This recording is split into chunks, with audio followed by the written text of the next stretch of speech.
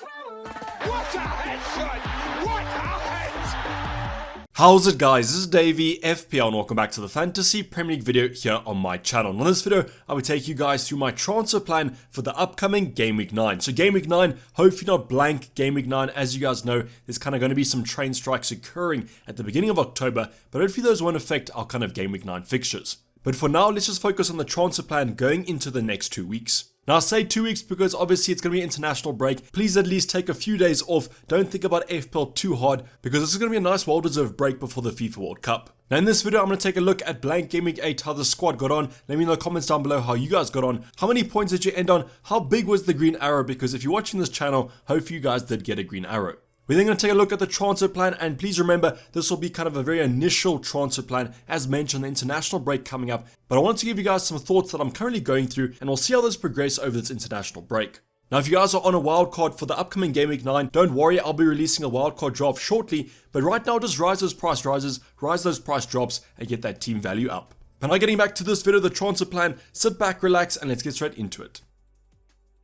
So the first big talking point, and I just want to kind of elaborate on this talking point a bit more, the international break will be taking place over the next 2 weeks. The European players will be featuring in the UEFA Nations League, and those first games should be coming up shortly this midweek, and the second fixture will kick off on the weekend, but also progress to Tuesday. So please make sure that you guys are monitoring your players, but you can also take a complete break from FPL, come back on Wednesday, Thursday, when these players have returned to the clubs, as then you'll get the most up-to-date injury news as possible. But we still can actually put some plans in place, but please, very initial plans, and as I mentioned on the wildcard, just kind of rise those price rises, price drops, maybe make one initial draft on the weekend, and then you can always finalize that come Thursday or Friday. Now over this international break, there's going to be 2 things to kind of watch out for. The first thing is going to be playing time, because some of our FPL options might actually be playing 90 minutes in both those international games, as this is going to be the last international break before the FIFA World Cup.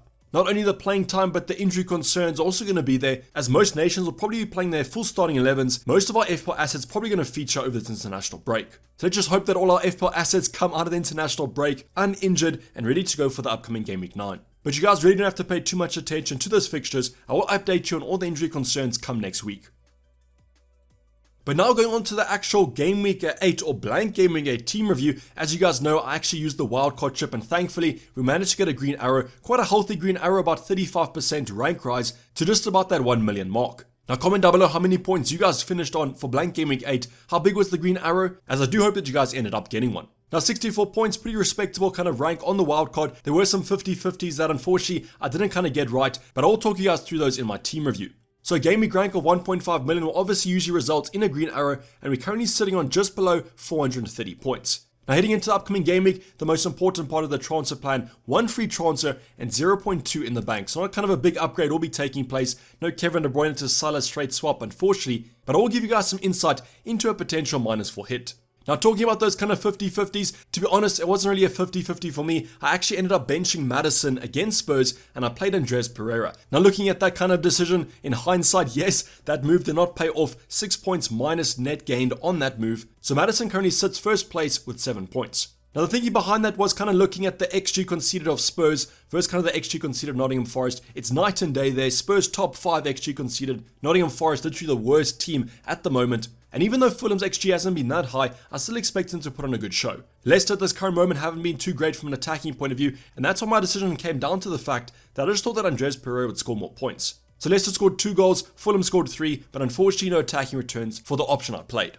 But if you guys did go for Maddison, sensible option there. I think generally you would probably trust him more than a 4.5 midfielder, so well done for that pick. Next up is going to be James, who had no fixture, and then Neco Williams, benched him luckily for that 1 point appearance, and I simply just chose him because I do need a nailed option on my bench for the future game weeks. Now looking back on it, I think that Patterson was an equally, if not better, option to kind of select. Same price point, Everton's defense looks a lot better than Nottingham Forest, but let's just hope that Neco Williams in the upcoming game weeks, when they do have some nice fixtures, and we do need him in our starting 11, can repay that faith. Now the last player to talk about is going to be Danny Ward, our backup goalkeeper. No, he actually did play. That 0 points came from conceding 6 goals to Spurs and not actually racking up too many save points. Now all the memes have been about Danny Ward, not the best kind of goalkeeper performance, and if you guys did put Son or Kane in your team, you're probably going to be thanking him for that.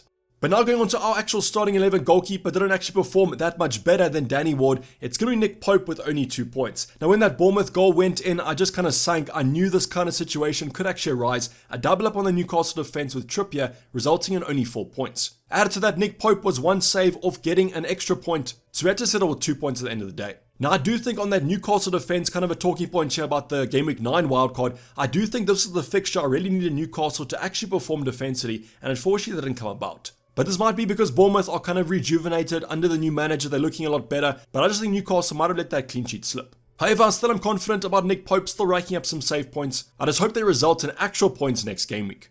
Luckily though, one of our defenders, Cancelo, ended the game with a clean sheet, but also 3 bonus points. So no, he actually didn't get an assist there. In a 3-0 win for Man City, he only got a clean sheet and still got 3 bonus points. Absolutely mental situation there, and just shows you why he's worth his value at 7.0 million. However, I am slightly concerned about the attacking returns, which seem to have dried up and only happen once in a blue moon.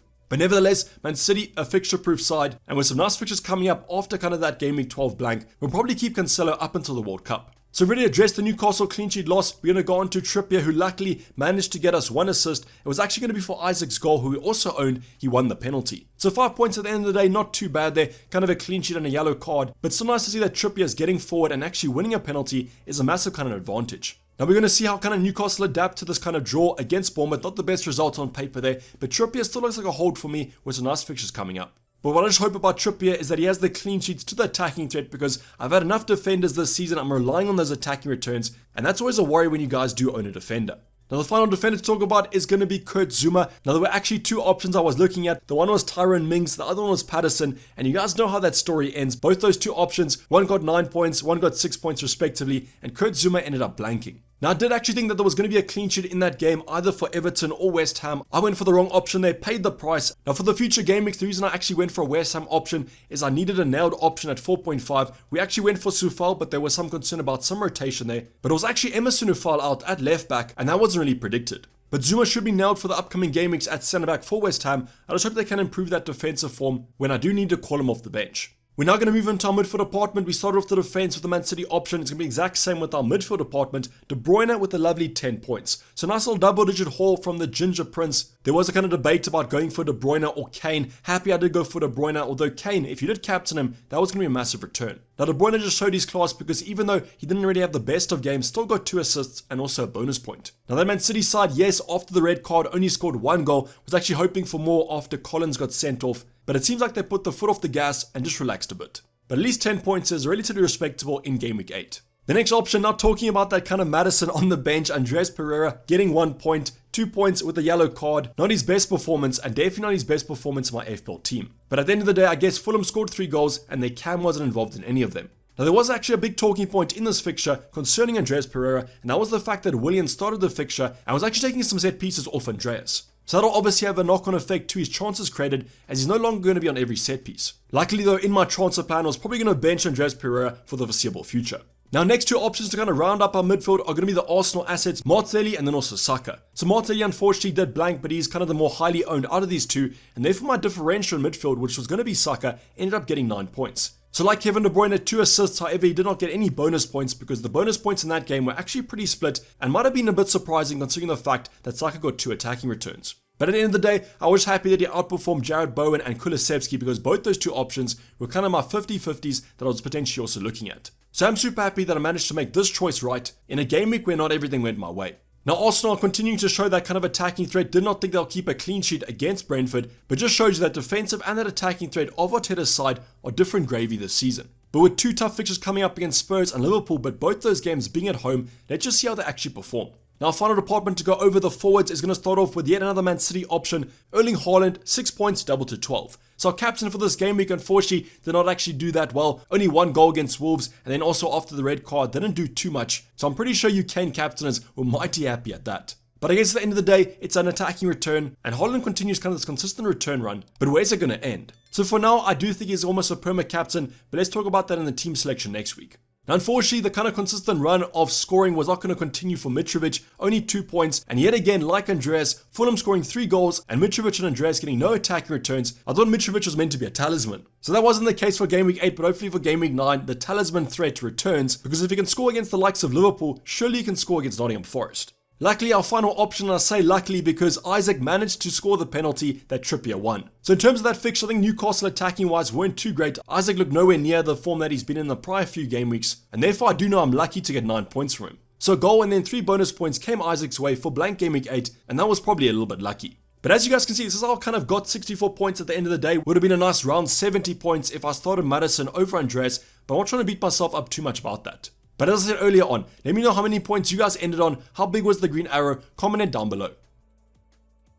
But now going on to the transfer plan for the upcoming Game Week 9, and as I mentioned earlier on, very initial kind of plan. I just wanted to show you guys my current thoughts on my transfers, but anything can happen in international break, and hopefully no major injuries do happen. So in terms of my transfer plan, 1 free transfer and 0.2 in the bank, and my initial plan coming into this Game Week 9, when I did wildcard in Game Week 8, was to actually bank a transfer. So that move could actually happen. I could simply just play the team I currently have. When I do go over my team selection next week, you guys will see the starting 11 looks pretty respectable, and that's why banking a transfer is a real opportunity. But there are some other options that I could actually potentially do. The first one's going to be for 1 free transfer, and the second one's going to be for -4 hit. So let's go over that first move. So currently with 0.2 in the bank, I have the exact money to upgrade Isaac. So I do know Isaac just came off a 9-point appearance, did not look that great. Another factor is that Callum Wilson's going to be back in training, should be fine for Game Week 9, and therefore Isaac might be moved to the wing. Then looking at the fixtures, Fulham away, perfect game in my opinion. If you guys watch the Ultimate Guide, Fulham have one of the worst XG conceded over the opening 6 games, and I will update that in the Ultimate Guide for Game Week 9.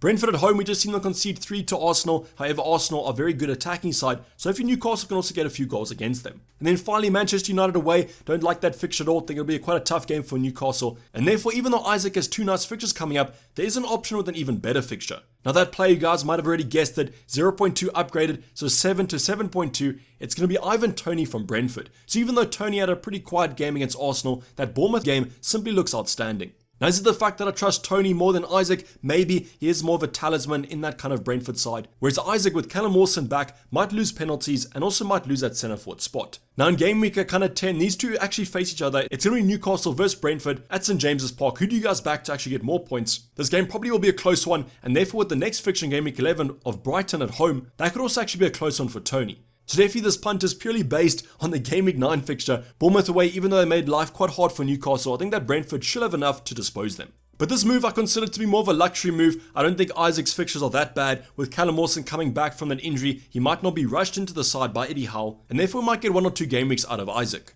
That was actually our plan, if you guys do remember from our team selection or our final wildcard draft last week, is that I'll probably lose Isaac come game week 11 anyways. But I should have put this out there as this was a move that I was considering and I do have the exact funds for, so I might actually be forced to do it if one of these players do rise or drop. But let me in the comments down below what you guys think about this move. As I mentioned, pretty luxury, so you guys probably might not be too fond of it. Now the next move I want to talk about, so just forget the move I just previously mentioned. The next 2 moves are going to be for -4 hit, and the main reason for that is that we'll be taking Kevin De Bruyne out. So you guys have probably already guessed what I'm going to be doing with KDB. Yes, he's an excellent option, but he does have some tough fixtures coming up. It's going to be United at home, Southampton at home, Liverpool away, then obviously blanks in game week 12. So definitely that Manchester derby could be quite a high scoring one. KDB could actually get a couple returns there. The Southampton game is probably a plum fixture for Man City. Always generally do quite well against them. And then the Liverpool away game is really a 50-50. Who kind of knows who's going to score more points? So the player that I'll be removing Kevin De Bruyne for is none other than Mo Salah. So yes, Mo Salah hasn't actually performed as badly as most people are saying, but the reason for this move, as you guys know, only take a hit if the player's injured, not going to play, or I want a captain who I'm bringing in. So you guys read that right. If I want to captain Mo Salah for game week 9, I'll be bringing him in for a -4 hit. I just kind of feel that Brighton at home game is a plum fixture for Salah. When a player like a Haaland has United at home, should be a theoretical tough game, but you guys know what happened when I thought United was a tough game last season. Now fixtures are coming for Liverpool. I mean, they're not looking too attractive. Arsenal away in game week 10, Man City in game week 11, but I guess De Bruyne has similar fixtures. So what do you guys think about this move? Do you think not captaining Haaland, do you think it's worth kind of going for Salah for a -4 hit and also going against the effective ownership of Haaland? I don't really know. Might be the Liverpool fan in me talking here, but I generally think that Salah could be the best option in game week 9. But as stated in my kind of team review, I only have 0.2 in the bank, so I'm going to have to find the money somewhere, and that money is going to be a downgrade of Saka. So Saka has Spurs at home, then Liverpool at home, Leeds away, which is a nice game in game week 11. However, those next 2 I think they might struggle in. But saying that though, Arsenal's attacking stats have been super strong. We saw that Spurs defense against Leicester yesterday, not that great, so I definitely think that Arsenal could score. Then Liverpool up next at home. I think the thing that makes Saka a little bit dependable is going to be those 2 home fixtures. If they were away games, probably would have taken them out, but because they are home fixtures, I think that Arsenal will do quite well. But nevertheless, I'm kind of contradicting myself there. I'm saying that he'll do well, but I'm taking him out. But the player I bring in, I wanted in game week week 10 anyways, it's going to be Wilfried Zaha. So yes, Chelsea at home is a tough game. This is a home fixture, so that might make it slightly better. Chelsea aren't exactly the defensive giants of last season, and Wilfried Zaha always likes to score against the big teams. But just ignoring that Chelsea fixture, game week 10, game week 11, Leeds at home, Leicester away, what more can you kind of ask for? Don't worry though, if you want more, you'll get them in game week 12 onwards. So this was a move I was going to do next week anyways, but now I'm bringing it forward for a -4 hit. However, I don't actually think that taking Saka out for Zaha will get me that net gain. That net gain will come from Salah, which we spoke about previously, but this is definitely more maverick, and I'll only do it if I really want to captain Mo Salah. So just to kind of conclude the transfer plan, the first one is to bank a transfer, probably the most realistic option. I think the Game Week 9 team looks pretty respectable. The second option is to take Ivan Toney in for Isaac. The third option, if I want to captain Mo Salah, is take Kevin De Bruyne to Salah, then downgrade Saka to Wilfried Zaha. So let me know in the comments down below which of those three are your favorite options. You'll probably say 3 because you guys want to see me take hits. But let me know what your initial thoughts are for Game Week 9. Are you doing a transfer? Are you wildcarding? Are you free hitting? There might even be those of you out there that are absolutely maverick and are bench boosting. But probably not, but let me know what you guys are doing for the upcoming game week down below. But this is the best wrap up for the video, guys. Hopefully you did enjoy it. Please like if you did and subscribe if you haven't subscribed yet. I'll be seeing you guys for tons of content coming up, so make sure that bell notification's on and you guys are following me over on Twitter. But I sign off to Dayvy FPL and I'm out. Cheers, bye.